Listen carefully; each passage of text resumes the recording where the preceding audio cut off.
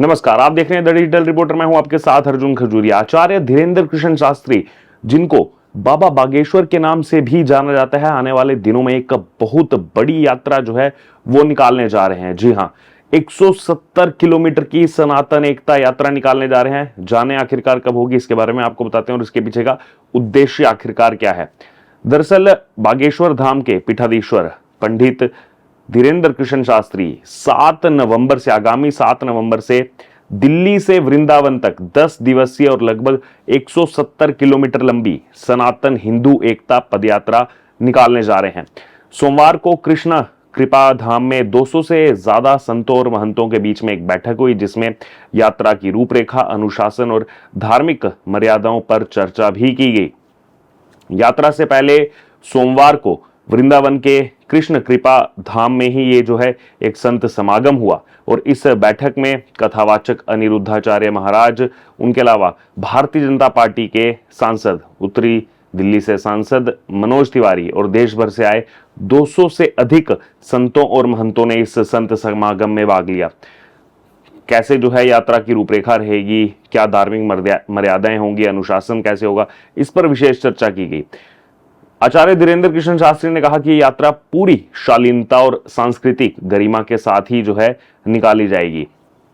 आगे उन्होंने और इस कार्यक्रम को लेकर के चर्चा भी की और कहा कि भारत को पुनः खंड खंड करने की तैयारी है। भारत में विदेशी ताकतें जो हैं वो सक्रिय हैं। सनातन पर लगातार उंगली उठाई जा रही है। यमुना, गाय और ब्रिज की स्थिति खराब है। विदेशी ताकतें लव जिहाद, लैंड जिहाद और तमाम तरह के जिहाद, थूक जिहाद के द्वारा लगातार हिंदुओं पर कुठाराघात कर रहे हैं। उसे हटाने के लिए हम ये यात्रा निकाल रहे हैं।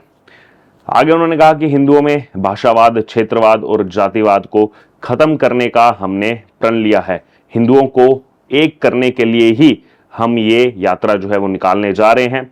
फिर आगे उन्होंने कहा कि बच्चे 2 नहीं बल्कि 4 होने चाहिए, एक संघ के लिए, एक हिंदू राष्ट्र के लिए और 2 घर के लिए। ये बड़ी बात कही गई आचार्य धीरेन्द्र कृष्ण शास्त्री की तरफ से। उन्होंने कहा कि हमें हिंदू राष्ट्र केवल कागजों में नहीं बल्कि लोगों के दिलों में चाहिए। हम तलवारों से युद्ध नहीं करना चाहते, हम विचारों का युद्ध करना चाहते हैं, विचारों से परिवर्तन लाना चाहते हैं। कट्टर हिंदुत्व का मतलब उन्होंने बताया, उन्होंने कहा कट्टर हिंदुत्व का मतलब किसी को मारना नहीं है बल्कि गले लगाना है, अपनी संस्कृति को बचा करके रखना है। कट्टर हिंदुत्व का मतलब। वृंदावन के कृष्ण कृपा धाम में यात्रा के संबंध में चली हुई ये बैठक जो है वो लगभग 5 घंटे तक चली, जिसमें यात्रा के मुद्दों को लेकर के संतों, ब्रजवासियों और तीर्थ पुरोहितों ने अपने विचार रखे। बैठक का संचालन मृदुलकांत शास्त्री और मनोज मोहन शास्त्री जी की तरफ से किया गया। इसमें जैसे हमने आपको पहले बताया, कथावाचक अनिरुद्धाचार्य महाराज, भारतीय जनता पार्टी के सांसद मनोज तिवारी समेत 200 से ज्यादा साधु संत जो है वो अलग अलग जो है धाम से यहाँ पर पहुंचे थे। ये जो पदयात्रा है, इसका उद्देश्य क्या है? दरअसल इस पदयात्रा का उद्देश्य लोगों को राष्ट्र के प्रति प्रेरित करना भी है। बैठक में आचार्य धीरेन्द्र कृष्ण शास्त्री ने कहा कि शालीनता के साथ जो है पदयात्रा हो, एक दूसरे का ख्याल रखें, एक दूसरे को सहयोग भी करें। जब तक सभी सनातनियों को एक माला में नहीं पिरोया जाएगा, तब तक हमारी कोशिश जो है वो जारी रहेगी। और भी जो है चर्चा हुई, हिंदू राष्ट्र को लेकर के भी हुई। उन्होंने कहा कि अखंड भारत हिंदू राष्ट्र बनाने के लिए जो है सभी सनातनीय प्रेमियों का सहयोग जो है उन्होंने मांगा है। आचार्य पंडित धीरेन्द्र कृष्ण शास्त्री ने कहा कि मंदिरों और मस्जिदों में भी राष्ट्र गीत गाया जाना चाहिए, ये पता चल सके कि इस मातृभूमि से किसे प्रेम है और कौन कौन इसे नफरत करता है। इसी बीच मनोज तिवारी भी बोले कि अपने अंदर की श्री कृष्ण को जगाएं। बीजेपी सांसद मनोज तिवारी जो इस बैठक में शामिल हुए, उन्होंने कहा कि मैंने आज दिल्ली में अपने सारे कार्यक्रम कैंसिल कर दिए। जन सुनवाई थी, 6 बड़ी मीटिंग थी, सब कैंसिल कर दी। मैंने वहां सिर्फ एक लाइन कही कि जो 7 नवंबर से दिल्ली से पदयात्रा होगी वृंदावन तक, उसके लिए आज वृंदावन में मीटिंग है और जाना होगा। और इतना सुनते ही दिल्ली वालों ने कहा कि बिल्कुल आप जाइए और हम यहाँ पर सब कुछ संभाल लेंगे। ये जो है बताया गया मनोज तिवारी की तरफ से। पदयात्रा में सभी हिंदू समाजों को एकजुट करने के मकसद से ही अलग अलग समाजों के जो महापुरुष हैं, उन महापुरुषों की भी जो है झांकियां होंगी। पहली पदयात्रा में ऐसी जो है 15 रथ जो है ऐसे तैयार किए गए थे, जिनमें गोरथ महापुरुषों के रथ, बागेश्वर बालाजी का रथ, बागेश्वर धाम का संकल्प रथ जो है वो इसमें शामिल रहा था। इसके अलावा अपने बालों से 160 किलोमीटर तक रथ खींचने वाले बुंदेलखंड के खली बद्री विश्वकर्मा भी जो है वो साथ चले थे। आचार्य धीरेन्द्र कृष्ण शास्त्री ने यात्रा को लेकर के भी कहा कि देश का हिंदू जो है वो जाग रहा है, समाज के भीतर मौजूद जातिगत जो भेदभाव है उस भेदभाव को खत्म कर एकजुट होकर के भारत के विकास के लिए आगे आ रहा है। अब दूसरी पदयात्रा का मकसद भी हिंदुओं को जगाना है और भारत को सामर्थ्यवान जो है वो बनाना है। यही जागृत हिंदू समाज हिंदू राष्ट्र का निर्माण करेगा।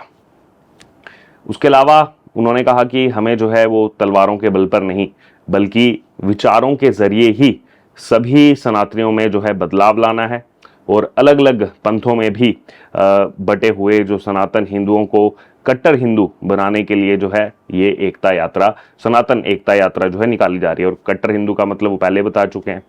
आगे उन्होंने कहा कि हम मिशन और विजन जो है वो लेकर के चल रहे हैं, सब हिंदू जात पात का भेद खत्म करें, यही यात्रा का मुख्य लक्ष्य है। बैठक में आचार्य धीरेन्द्र कृष्ण शास्त्री के साथ साथ जितने भी वहां पर साधु संत मौजूद थे उन्होंने भी जो है यहाँ पर चर्चा की। जैसे और बड़े नाम के बारे में आपको बता दें तो संत गिरीशानंद जी महाराज, सुदामा कुटी के महंत सुतीक्षण दास महाराज, राजेंद्र दास जी महाराज, गोपेश बाबा, बाबा बलराम दास महाराज, कृष्ण चंद्र शास्त्री, पूरन कौशिक, सत्यामित्रानंद महाराज, श्याम सुंदर गौतम, धीरेन्द्र गौतम, मान मंदिर के सुनील सिंह, भैया जी महाराज सहित जो है ऐसे अलग अलग 200 से ज्यादा साधु संत जो है वो इसमें पहुंचे थे। आचार्य धीरेन्द्र कृष्ण शास्त्री ने इससे पहले जो सनातन हिंदू एकता पदयात्रा निकाली थी वो 21 नवंबर को बागेश्वर धाम से शुरू हुई थी। पिछले वर्ष 21 नवंबर से शुरू हुई थी, झांसी होते हुए 29 नवंबर को मध्य प्रदेश के ओरछा धाम में उस पदयात्रा का समापन हुआ था। पहली पदयात्रा कुल 160 किलोमीटर की थी, जिसमें आचार्य धीरेन्द्र कृष्ण शास्त्री के साथ लाखों समर्थक जो हैं वो पैदल चले थे। जगह जगह मंच जो बनाए गए थे वहां से हिंदू एकता का आह्वान किया गया था, हिंदू राष्ट्र बनाने की आवाज उस समय जो है उठाई गई थी। और अहम बात यह थी कि वो जो लाखों लोग चले थे आचार्य धीरेन्द्र कृष्ण शास्त्री के साथ, वो केवल मध्य प्रदेश या उत्तर प्रदेश ही नहीं बल्कि पूरे देश भर से उसमें जो है सनातनी पहुंचे थे। और ना ही केवल देश भर से, नेपाल से बड़ी संख्या में जो है हिंदू पहुंचे थे उस यात्रा के अंदर। नेपाल के साथ साथ बात की क्योंकि हमने भी उस यात्रा को कवर किया था, अमेरिका से, यूरोप से, अलग अलग देशों से भी, अलग अलग कॉन्टिनेंट से भी लोग इस यात्रा का हिस्सा बने थे और 10 दिन तक पैदल चले थे 160 किलोमीटर। और इस बार ये यात्रा 170 किलोमीटर की दिल्ली से वृंदावन की होने जा रही है, जिसको लेकर के तैयारियां जो है वो अब शुरू की जा रही हैं। बहरहाल आपका इस यात्रा को लेकर के क्या कहना है, जो आह्वान किया गया आचार्य धीरेन्द्र कृष्ण शास्त्री जी की तरफ से, उनको लेकर के आपकी क्या राय है, आप जरूर कमेंट बॉक्स में शेयर करें। बने रहें तमाम अपडेट्स के लिए द डिजिटल रिपोर्टर के साथ। धन्यवाद।